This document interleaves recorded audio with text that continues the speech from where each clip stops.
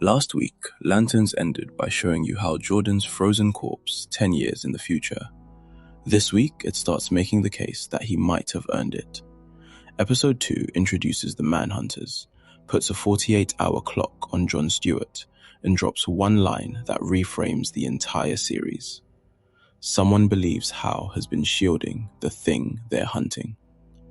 So the question isn't just who kills Hal Jordan, it's what Hal Jordan was covering up. Plus, there's a detail in the first 5 minutes, a bird, that I don't think enough people caught, and it might be the biggest clue in the episode. I'm TV Addict, your friend who watches everything. Chapter 1, 48 Hours to Find a Manhunter. The episode's called Trustful, and the plot is simple and effective. John gets abducted. He's brought before an alien called Antaan, who gives him the mythology dump, and it's a good one. The Manhunters, ancient synthetic beings who predate the Green Lantern Corps.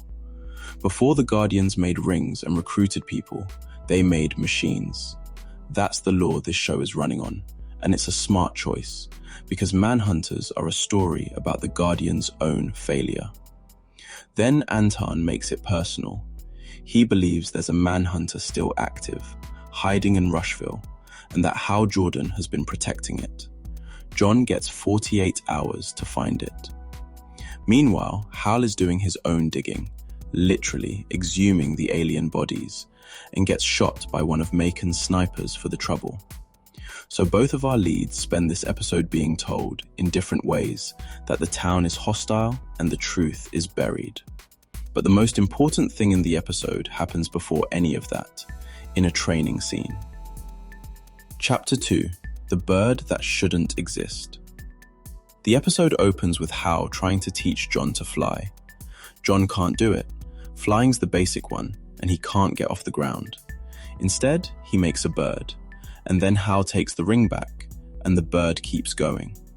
Sit with that. A Green Lantern construct is powered by the ring. That's the whole premise.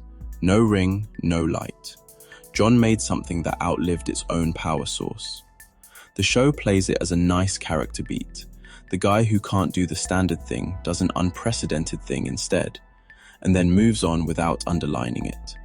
Which is exactly what this show did with the apple scene in episode 1. Put the most important information in the quietest moment and refuse to point at it. So here's my read. John Stewart isn't just a backup lantern. Whatever he's doing isn't ring dependent, and a series that has already shown you its veteran ends up dead has just shown you that the rookie can do something the veteran can't. Chapter 3, Sinestro, and what Hal isn't saying. And then Hal does something interesting. He flies to a space prison to visit his old mentor, Sinestro. For anyone who doesn't know the name, that's the most important Green Lantern villain there is. A former Corps legend turned everything the Corps is afraid of. Putting him in episode 2, in a cell, as a consultant, is a real statement of intent. And what he does is confirm it. A Manhunter is very likely still active. Now put the pieces together. Antaan says Hal has been shielding a Manhunter. Hal doesn't dismiss it. He goes to the one person who would know, in secret, immediately. He doesn't tell John. He doesn't tell the sheriff. He goes alone to a prison to ask a war criminal. That's not the behavior of a man who's confused. That's the behavior of a man checking whether something he already suspects is true. Chapter 4. The real mystery isn't who kills him. Which brings me to the structure, and why I think this show is smarter than its pacing suggests. Episode 1 gave you the ending. Hal dies. Episode 2 gives you a motive. Hal may be complicit in something. 2 episodes in, the series has told you what happens and started building the reason it happens. That's an inversion of the usual detective show. Normally, the mystery is the crime, and the detective is the fixed points you trust. Here, the detective is the mystery. John isn't investigating a Manhunter. He's investigating his mentor, and he doesn't fully know that yet. And notice what that does to the odd couple dynamic everyone's praising. Chandler and Pierre are genuinely great together. That easy, prickly mismatch chemistry is the best thing in the show. but every warm scene between them is now load-bearing in a much darker way. The more you like Hal, the worse the corpse in the snow gets. Conclusion, the verdict. So, episode 2, and my verdict is a weird one. I liked it, and I'm impatient for the next one, and it's still slow. All 3 at once. Because here's the thing, it's still oddly paced. Last week, I said that like it was a problem. This week, it's just as true, and it didn't bother me at all. And I think I finally know why. I was watching it wrong. I came in expecting superhero pacing. Set piece, escalation, set piece. That's the rhythm every comic book show has trained us on. Lanterns isn't doing that. It's doing small-town detective pacing, long scenes, hostile silences, information withheld, people driving places. The rhythm of Mayor of Easttown or True Detective, not the rhythm of a Green Lantern show. So it's not badly paced.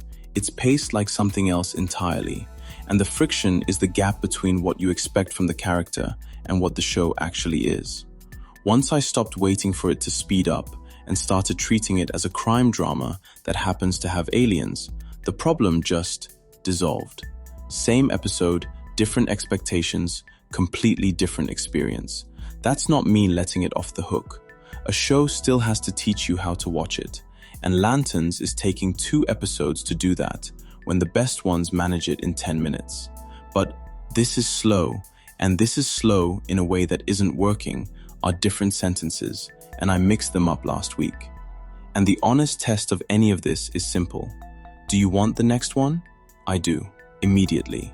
I finished this episode annoyed that I have to wait a week, which is the exact opposite of how I felt about a couple of finales I covered this month. Slow didn't cost this show anything. It just asked me to meet it somewhere. Structurally, I'm more confident too. The Manhunter lore is a strong spine. Sinestro in episode 2 is a flex. And the bird is exactly the kind of quiet seeding that tells you the writers know where this is going. Tell me below, what do you think Hal is hiding? Did you catch the bird? And did the pacing click for you yet? Or are you still fighting it? I'm covering every episode. I'm TV Addict. See you next time.